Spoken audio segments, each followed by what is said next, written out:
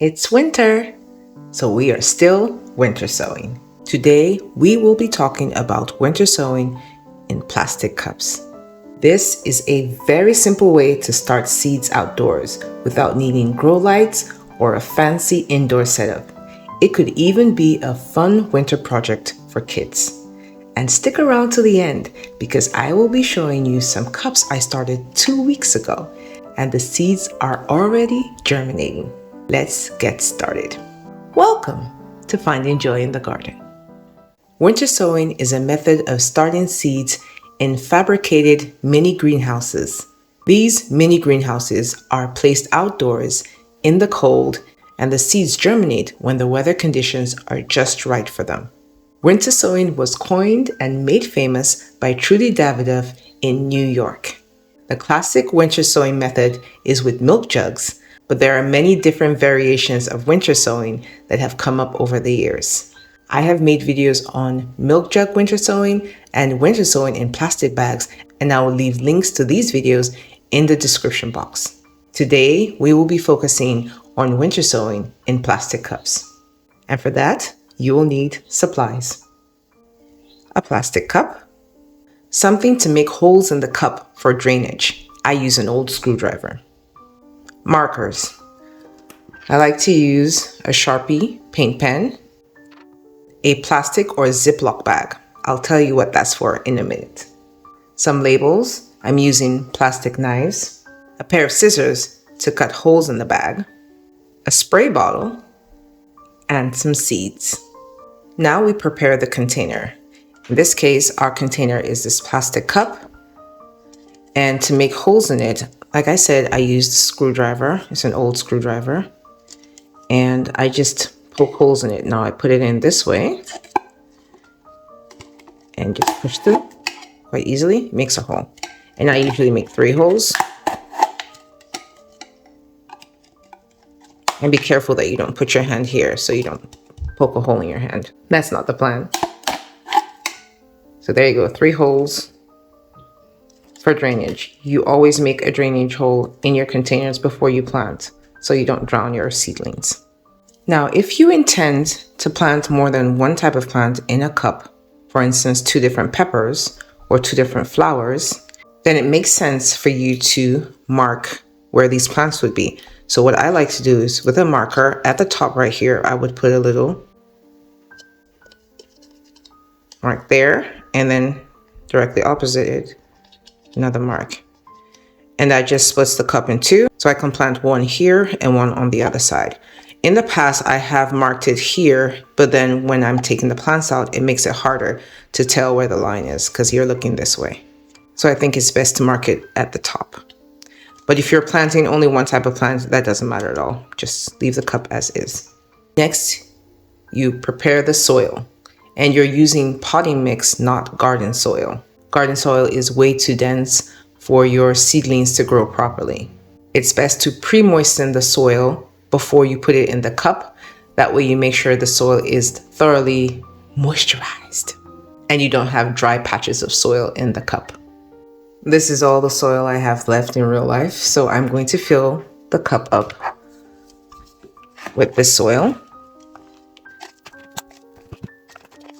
A little bit more. And that should do. Now that the container is filled, it's time to plant the seeds, and this time we're going with a marigold. This is the Kilimanjaro white marigold. Isn't that pretty? Here's how the seeds look. Now in this cup, you can probably put 2 to 4 seeds, but I tend to overplant, so I may be putting 6 or 7. But do the right thing.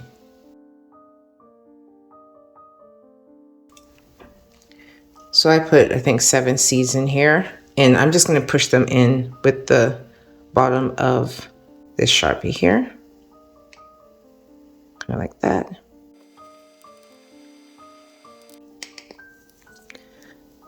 Just so they have good contact with the soil, and then I just push it down a bit. And here's where your misting bottle or spray bottle comes in handy. Give it a spray. And it's planted. Now, because we're not trying to grow mystery plants this year, You will put a label. This is an old label I'd used. See, I grew some Jamaican yellow mushroom peppers, but that's not what we're growing today. So you can wipe this off with rubbing alcohol, but I just strike it out. So I know that's not what I'm growing this year. And I will label it Kilimanjaro White Marigold. Now I like to use the label and an extra one because it helps hold up the cover. Now let me show you.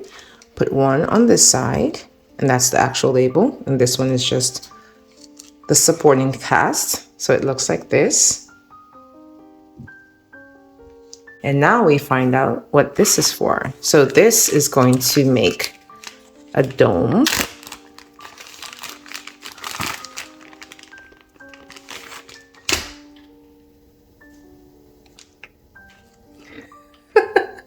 Yes, that just happened. I just pushed down the cup. Now there's a lesson in itself. Don't be clumsy, but all is not lost. I put the soil back in and we hope it germinates. But back to the program. So this bag is going to act as a dome, and I like to make a cut here in the middle so that there is a hole in the middle of the bag here. I have tried making holes on the side before, and I realized it's harder to water them. So this is where I like to make the hole. Please don't fall again. So this bag goes over this contraption here.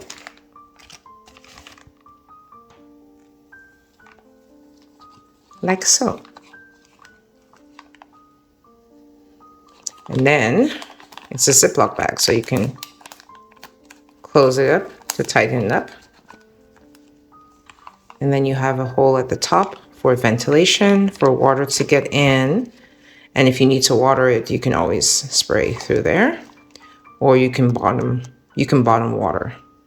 So in this cup, your seedlings will grow. These two labels will hold this bag up so that it doesn't fall on the plants. At least it'll help a little bit. It will still get squished, but it helps. And now for your sneak peek of some of the cups I planted 2 weeks ago. This one here is the Livingston Daisy. And you can see they already started coming up. These have been outdoors for 2 weeks. Like I said, I overplant. And this one is a lavender. This is the torch blue lavender.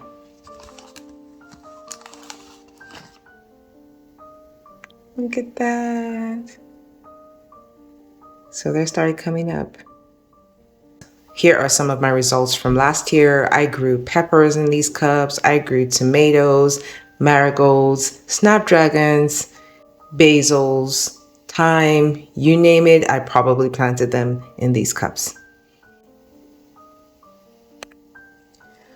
Most of this setup is reusable. You can reuse the bag, the labels, the cup, pretty much everything but the seeds. Just wash them, or I don't wash mine, and store them in a dry place. Pop them out again next year. When you're done, place your winter sown containers in a place where you can see them so you can check on them. I like to put them close to my house. This area gets almost full, to part sun, part shade.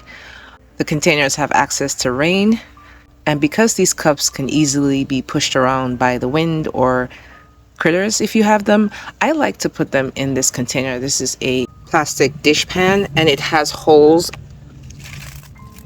Hope you can see those.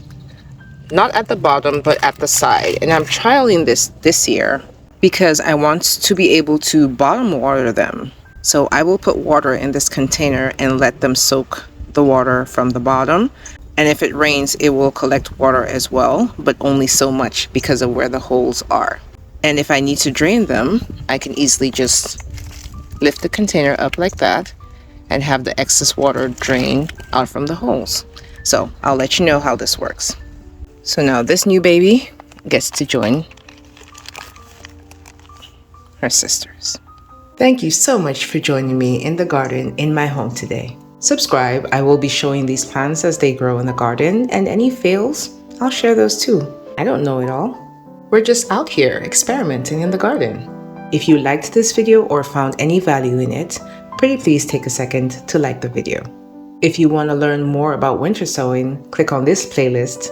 And until next time, may you always find joy in your garden and your life. Bye, garden friend.